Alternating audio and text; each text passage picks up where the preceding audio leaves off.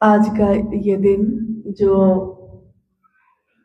जगत में नाग पंचमी के नाम से जाना जाता है, और जैसा आपने सुना, हम सबकी माँ दीदी नीलम आनंद जी का आज ही के हिंदी तिथि के अनुसार जन्म भी हुआ। हमारा सौभाग्य है कि शिव के शिष्य साहब हरिंदानंद जी के इस संदेश को लेकर आप तक आने का मौका मिला और आपसे मिलने का भी मौका मिला। यहाँ कौन किससे मिलता है, परंतु आज का ये मौसम महादेव की शिष्यता इसने मिलने का एक मौका दे दिया है, एक संयोग बना दिया है। जैसा कि आप नाम से जानते हैं, शिव की चर्चा, शिव को गुरु बनाने का ये संकल्प, ये संदेश शिव के शिष्य साहब हरिंदानंद जी का है, जिनका जन्म इस कालखंड में 31 अक्टूबर सन 1948 को हुआ। बिहार एक ही था उस समय, झारखंड 2000 में बना है, लेकिन जब उनका जन्म हुआ तो बिहार और झारखंड एक ही था, यानी उस समय तो ये बिहार ही था। और उनके जन्म के दिन दीपावली का दिन था। दिए जले, दिए कब जलाते हैं हम अपने घरों में? जब कोई शुभ काम होता है, जब भी कुछ शुभ हो तो रोशनी के दिए जलाते हैं। हमारी सभ्यता, हमारी संस्कृति में रोशनी को जलाया जाता है, बुझाया नहीं जाता। हालांकि अभी थोड़ा सा कभी कभी देखते हैं कि बहुत जगहों पे लोग दिए को बुझाने लगते हैं, मोमबत्ती को बुझाने लगते हैं, लेकिन भारत की संस्कृति ये कहती है कि यहाँ हमेशा ज्ञान का दिया जला है। जब भी हर पल शुभ है, तो जिस पल में हम खड़े होकर ईश्वर को याद करते हैं, हम उसमें दिया जलाते हैं। और आज के इस परिवेश में महेश्वर शिव के गुरु स्वरूप की बात लेकर हम लोग भी आए हैं। यहाँ पहले से ही शिव से लोग जुड़े हुए हैं, क्योंकि जुड़ाव सिर्फ एक दिन का नहीं होता। जब भी हम किसी से जुड़ाव करते हैं तो वो जीवन भर का होता है। जब किसी लड़की का, एक बच्ची का ब्याह होता है कहीं, तो वो ब्याह जीवन भर के लिए होता है। एक रिश्ता जो उसके धर्म पिता, धर्म माँ से बनता है, वो जीवन भर के लिए बनता है। यानी मन के रिश्ते जब भी हम जोड़ते हैं तो वो जीवन भर के लिए होते हैं, कभी एक दिन या एक पल के लिए नहीं होते।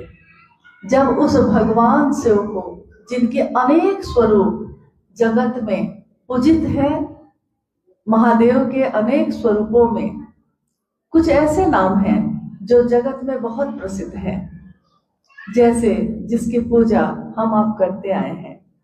महादेव यानी देवों के देव महादेव, महाकाल यानी काल पे भी जिसका नियंत्रण है, काल भी जिनके अधीन है, उनको कहा जाता है महाकाल।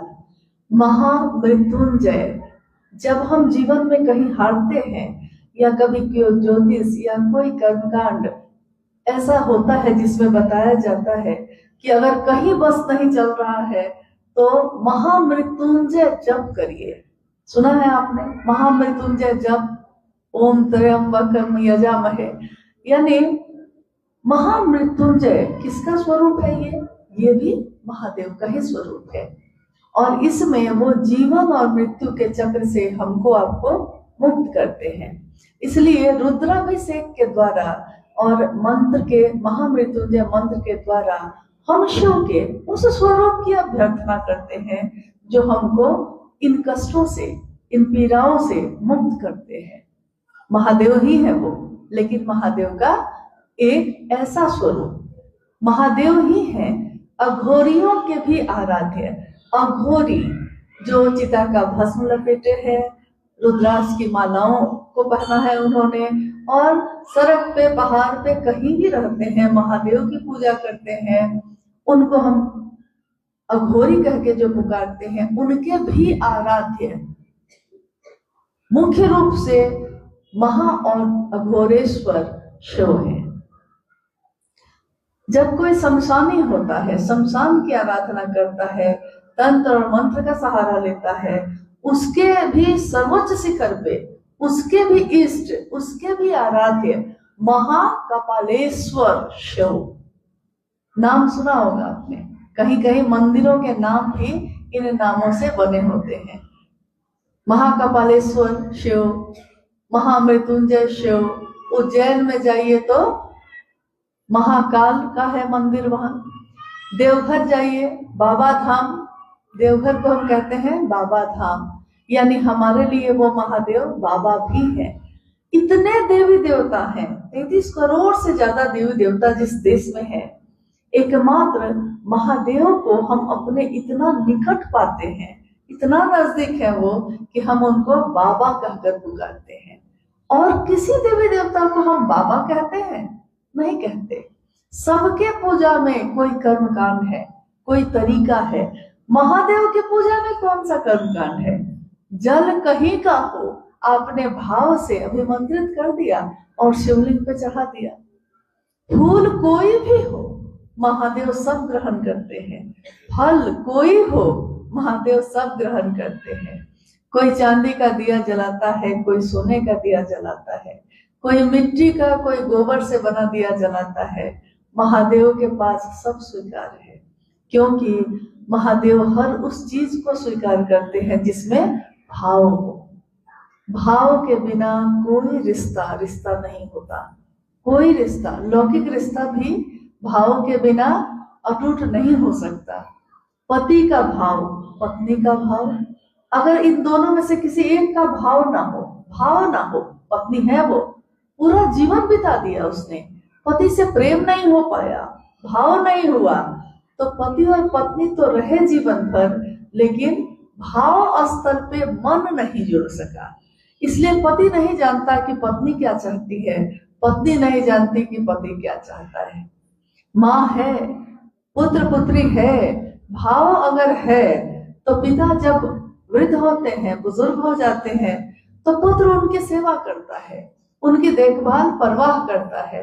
परंतु अगर पुत्र का भाव सो जाए, अगर पुत्र का भाव सो गया, तो वही पुत्र नशे की हालत में अपने ही माता की जान ले लेता है, अपने ही पिता को कुल्हाड़ी से मारकर खत्म कर देता है। हमेशा आप अखबार में पढ़ते हैं। यानी भाव ना हो तो रिश्तों का कोई अर्थ नहीं। और महादेव को भाव चाहिए, पूजा में तो भाव चाहिए। महादेव का एक स्वरूप है जगत गुरु शिव का, आदि गुरु, आदि योगी। यानी कोई भी ऐसी चीज जो दुनिया में है, जगत में है, अगर महादेव के पास नहीं है तो दुनिया में भी वो नहीं होगा। अगर महादेव अर्धनारीश्वर है, यानी पुरुष भी है और स्त्री भी है, हर मानव शरीर में स्त्री और पुरुष दोनों के गुण होते हैं, संतुलन में होते हैं। तो जिसमें स्त्री गुण ज्यादा है वो स्त्री है, जिसमें पुरुष गुण ज्यादा है वो पुरुष है, और जिसमें कभी आपने देखा होगा अगर संतुलन गड़बड़ाया है तो कोई ना कोई ऐसी स्थिति में वो खड़े हैं जिसमें न पुरुष है न स्त्री है। परंतु महादेव का अर्धनारीश्वर स्वरूप ये दिखाता है, ये बताता है कि संतुलन में ये दुनिया चलती है। महादेव असंतुलन नहीं पसंद करते। इसीलिए गरीब हो या अमीर हो, किसी भी जाति का, किसी भी धर्म का हो, लेकिन शिव के सामने सब एक ही है। यहाँ कोई बड़ा छोटा नहीं होता। महादेव के गुरु स्वरूप से, जगत गुरु की कुर्सी पे कौन है? शरीर में बहुत सारे लोग गुरु हैं। हमारे गांव में, हमारे शहर में, हमारे राज्य में, हमारे देश में, विदेश में बहुत सारे लोग ऐसे हैं जो हमको और आपको कोई ना कोई सही रास्ता दिखाते हैं कुछ दूरी तक। कुछ दूरी के बाद वो भी यही कहते हैं कि मंत्र का जप करते रहिएगा तो इष्ट से आपका संपर्क हो जाएगा, उनकी कृपा होगी तो आपका जीवन सुंदर होगा, आपकी जो पीड़ा है, कष्ट है, खत्म होंगे। कुछ दूर के बाद उनका सामर्थ्य, उनकी सीमा भी खत्म हो जाती है। लेकिन क्या जगत गुरु शिव कोई नियम लगा सकते हैं, कोई बंधन बांध सकते हैं। जितने भी धर्म आज दुनिया में है सब मानव के द्वारा निर्मित है, लेकिन आध्यात्म का अर्थ होता है जो जाति, धर्म, लिंग, वर्ण, संप्रदाय, ये सबसे ऊपर की बात हो रही है। इंसान का इंसान से प्रेम हो, एक मानव का, एक जीवात्मा का शिव से प्रेम हो, इसकी बात है। तो इस बात में कौन सा नियम? कोई मांसाहारी है, कोई शाकाहारी है, कोई प्याज लहसुन भी नहीं खाता, ऐसा भी है। कोई अमीर है, कोई गरीब है, कोई किसी जाति का है, कोई किसी जाति का है। परंतु जैसे ही हम एक मानव ये कहते हैं, हे शिव आप मेरे गुरु हैं, शिव को गुरु मानने के बाद पहला सूत्र जो हम कहते हैं, हे शिव आप मेरे गुरु हैं, मैं आपका शिष्य हूँ, मुझे शिष्य पर दया कर दीजिए। जैसे हम कहते हैं महादेव को गुरु के रूप में पुकारते हैं, और वहां हम कहाँ खड़े हैं? शिष्य बनकर खड़े हैं। मेरे पिताजी हैं, तो उनसे हम सारी संपत्ति मांग सकते हैं, सारी सुविधा मांग सकते हैं, लेकिन मेरे वही पिताजी पढ़ाने का काम भी करते हैं, गुरुजी भी हैं, शिक्षक भी हैं। तो हमको उसी पिताजी से ज्ञान लेने के लिए क्या बनना पड़ेगा? क्या बनना पड़ेगा? शिष्य बनना पड़ेगा। क्योंकि ज्ञान एक ऐसी चीज है जो जबरदस्ती नहीं सिखाई जा सकती। मेरी माँ को भोजन बहुत अच्छा बनाने आता है, मुझको उतना अच्छा नहीं आता। मुझको उनसे उतना ही सुंदर भोजन बनाने के लिए ज्ञान लेने की जरूरत पड़ेगी। यानी माँ तो है, वो भोजन बनाकर मुझको दे सकती है, लेकिन बनता कैसे है, क्या तरीका होता है, क्या इसका अभ्यास होता है, इसके लिए हमको मन को एक भोजन बनाने के लिए भी मन को उन्मुख करना पड़ता है, मन को उस दिशा में ले जाना पड़ता है। अगर हम शरीर से सामने खड़े हों और मेरी माँ कह रही है हमको ऐसे बनाओ, ऐसे बनाओ, ऐसे बनाओ, लेकिन मेरा मन वहां नहीं है, तो हम कभी भी सीख सकते हैं? कभी नहीं, मन नहीं है। और शिव के शिष्य साहब हरिंद्रानंद जी ने यही कहा कि आपका मन ही साधन है। मन, यही मन कोई चीज सीखता है, कोई चीज भूलता है। यही मन किसी को अपना बनाता है, किसी को पराया बनाता है। इसी मन पे बार बार जब हम दोहराते हैं, हे शिव आप मेरे गुरु हैं, मैं आपका शिष्य हूं, मुझे शिष्य पर दया कर दीजिए। जब बार बार दोहराते हैं, आपने देखा होगा पहाड़ों पे, अभी बारिश का महीना है ना, सावन चल रहा है, बारिश का महीना है, एक कठोर तत्व है, पहाड़, पत्थर, चट्टान कठोर है और पानी मुलायम है, कोमल है। बूंद बूंद पानी लगातार निरंतर अगर किसी पत्थर पे भी गिरता है तो देखिएगा कुछ दिन के बाद उस पर निशान पड़ जाता है, उस पे गड्ढे बन जाते हैं। अगर लगातार ऐसा कुछ समय तक चलता रह गया, वो पत्थर फट जाता है, दो भाग में हो जाता है। कि कोई औकात नहीं, कोई बिसात नहीं है, लेकिन अगर वो निरंतर गिरता रहा तो क्या होता है? पत्थर जैसा कठोर भी पिघल जाता है। हमारा आपका मन कैसा है? हमारा आपका मन तो पत्थर जैसा नहीं है, थोड़ा कोमल तो है। कितना भी हम इंसानियत भूल गए हैं, तब भी अगर कोई अनजान आदमी भी लगातार रोता हुआ दिखता है तो उसके दुख को देखकर हमारी आंखों में आंसू आते हैं। यानी हमारा मन पत्थर का नहीं है, हमारा मन बहुत ही कोमल है। और इस कोमल मन में महादेव की दया से संजात भीगा हुआ आर्द्र ज्ञान जब उतरता है तो इस मन पे महादेव की छाप पड़ती है। अभी तक हम किसी की पत्नी, किसी की बेटी, किसी के भाई, किसी के मित्र, किसी के दुश्मन थे, लेकिन आज जैसे ही हम कहते हैं, बोली बहुत प्रभाव डालती है। हम बोलते क्या हैं, हम सोचते क्या हैं, हम बात क्या करते हैं। तो अगर हम किसी के बारे में लगातार बात करते हैं एकदम गलत, मतलब उसके लिए नफरत से भरी बात अगर करते हैं, कुछ समय के बाद देखिएगा हमेशा आपका मन चिड़चिड़ा रहेगा, हमेशा आपका मन क्रोध से भरा रहेगा, क्योंकि किसी और को नफरत देने में वो नफरत हमने अपने मन में ही रख लिया। मेरे ही मन में न पैदा होता है तब न किसी को देते हैं हम। और साहब ने कितनी सुंदर बात कही कि इस मन में महादेव को रखिए, महादेव की बात करिए। एक विषय आपके जीवन का ये भी हो कि शिव मेरे गुरु हैं, शिव भगवान है, देवता है, देवों के देव हैं, लेकिन अगर मेरे नहीं हैं तो हम उनकी परवाह नहीं करते। महादेव की दया से इस जीवन में हमारा आपका जीवन शिवमय होता है, सुगंधमय होता है। और आखिर एक डिप्टी कलेक्टर जो जगत में, जिनका नाम लिया मैंने अभी, शिवसे से साहब हरिंद्रानंद जी, इनका जन्म जब हुआ तो इनके पिताजी एजुकेशन डायरेक्टर थे बिहार के। ये जब बड़े हुए इन्होंने कानून की पढ़ाई की, लॉ पढ़ा और बिहार प्रशासनिक सेवा में डिप्टी कलेक्टर के पद पे गए। लेकिन जब इनका विवाह हुआ था उस समय, उससे भी पहले से अपने जीवन के 12वें साल से इनके मन में एक अलौकिक चाहत पैदा हुई, उस अनजाने को जानने की जो दिखाई नहीं देता। ये कौन है जो हमको लाता है, ये कौन है जो हमको लेकर जाता है। तो 12 साल की आयु में उन्होंने शमशान साधना शुरू कर दी। एक बड़े पदाधिकारी का बेटा, बड़ा बेटा, प्रथम पुत्र अगर शमशान जाने लगे, कब्रिस्तान जाने लगे तो माता पिता घबरा जाते हैं कि मेरा बेटा बर्बाद हो गया।